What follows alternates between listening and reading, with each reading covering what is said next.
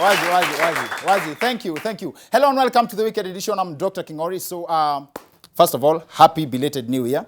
This is our first show this year. I really hope you enjoyed the compilations we had running for the past few shows. Mlijibamba? Ziliweza? Yes. Sawa. Nice. We could go on and on. Tungeendelea kuzieka more because last year we had amazing guests. Lakini sasa tukiendelea we'll miss so many stories. Kwanza vile 2018 imeanza na moto mob. Nasikia story ya NTSA officer aliumwa huko nyuma na nyoka. Akiwa kwa kichaka ati anangoja over speeding drivers. See, I knew that story was a lie from the start. Kwani how smart was that snake? Tinyoka inajua mahali kuna nyama. Surely, seriously, the snake only does stick. It would be very embarrassing if it was true. How do you break such a story to your children, especially ati bwana yako ameenda hospitali and you have to tell the children wa mahali baba yao wako? How do you break that? Na uwezi danganya watoto wa siku hizi ati mama baba yako wapi? Ako hospitali. Alifanya nini? What do you tell them? Baba yenu ameumwa nyuma. You can't do that. Another big story this year, vile imeanza, short term niwaambie imeanza na vitu moto. President Trump referred to African countries as a shithole. Lakini sasa unajua watu wengine wanajitetea, sisi tunajiteteaje? Sema we are not. Tutasema DJ Shitini wametoka hapa. Exactly. And also another big story, Nairobi opened this year with news of garbage kila mahali, taka kila mahali. And before we even cleaned up, breaking news, you got the dump Sonko.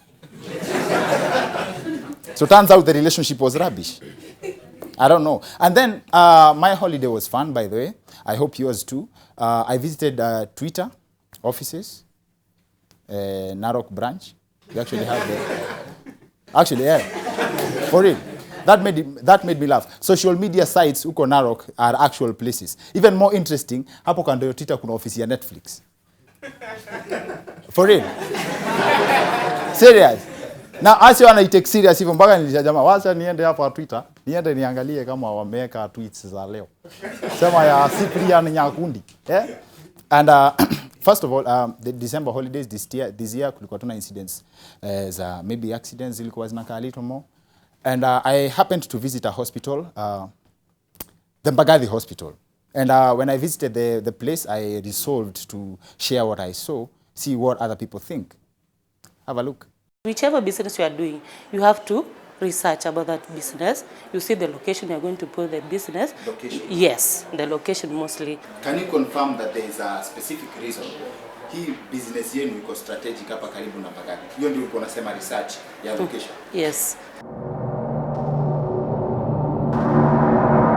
If you're watching this, it means you're alive.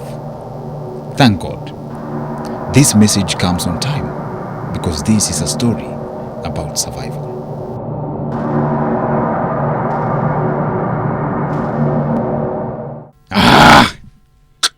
That's too scary. Let me cut straight to the chase. Now, Kenyan doctors went on strike between December 2016 and March 2017, and other than a salary increment, part of their collective bargaining agreement included demands for better working conditions. I recently visited the Mbagathi Hospital, and from the look of things, Kenyans may need to wait for a while for some of the expected changes to take shape. That said, we need to know how to survive with what we have in the meantime, since it's a matter of life and death. For that reason, I put together this piece to offer tips on how to survive in a public hospital. Tip number 1, manage your expectations, especially as far as entertainment is concerned. But if you can read, you're sorted. This is because newspapers are the main source of entertainment at the facility. Hakuna TV. Nilikuwa naboeka nafika asubuhi tasiambui tinione news hapo. In fact, social media newsfeed can also be delivered in hard copy. What you're looking at in the files placed on the table are compiled tweets from @Cyprianis Nyakundi ranting about the boy child. To pass time as you wait to be attended to outside the ward, there's Table Dennis and Benjamin Tom. See, Mbagathi is a leading referral hospital, not only in Nairobi, but in the whole country. But sadly, the picture on the ground does not match up to that profile. The good thing about this is that even bad things have a good side. Sometimes. Si hata Willy Paul anaimbanga gospel saa zingine. Most TB and pneumonia cases are referred to the hospital. However, the state of the institution seems to be designed to improve a patient's condition from bad to worse. The environment is so cold and most of the ward windows are broken. I've been there at night. It feels like an open fridge. This, I feel, must be like a strategy to make sure the patients stay fresh. You can imagine ile madharau baridi inaingia nao kwa mwili. I've been there, ask me. Now, Mbagathi mosquitoes have a constant supply of soda cold blood since the patients don't have mosquito nets. Ushaenda Mbagathi asubuhi? Nimeenda Mbagathi, hata mbuzi zilikuwa zinakataa kuja kwa ward kuna baridi. Hakuna, umbu kwanza zimejaa hivi. Mimi unajua nilitoa neti from home kuletea babu yangu. Hata blanket nilimletea from home. But that's no cause for alarm. I spoke to a source at the hospital who told me that Mbagathi mosquitoes are all male. Therefore, they cannot cause malaria, in which case, I regard them as pets. They are useful for their music and as agents of blood transfusion. In fact, mosquitoes have inspired some major hits, this being one of the most popular.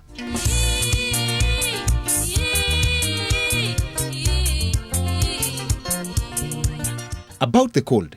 The most logical reasoning behind this, I think, is that if you are already sick from cold, for example, you are suffering from pneumonia, why do you need to be protected from the cold again? Just the same way you cannot get pregnant when you're pregnant. That does not mean that the weather is to be underestimated, since cases of hypothermia have been reported at the hospital. For those who do not know what hypothermia is, you and I, one side. However, hypothermia doesn't sound like a good thing.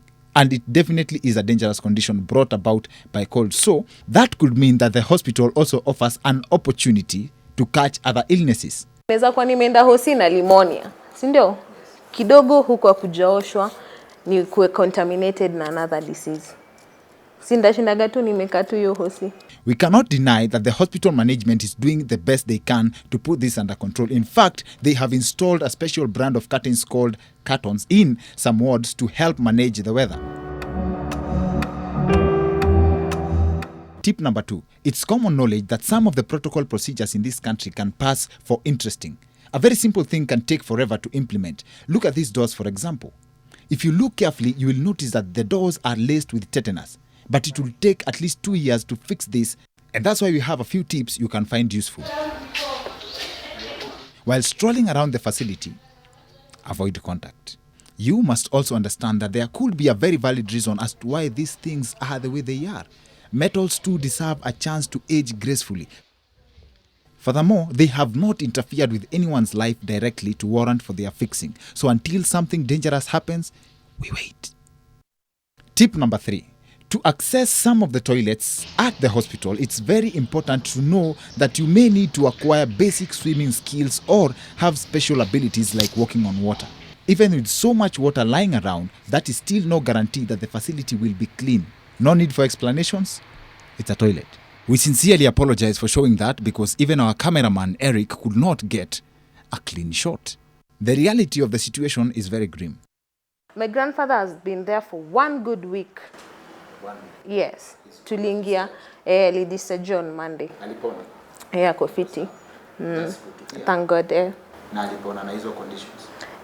Sasa si unajua inakuaga if I'm serious about his health being as in good akwe amepone ndako lazima ni take so I actually worked hard. I was there at 5:30, leaving at 6.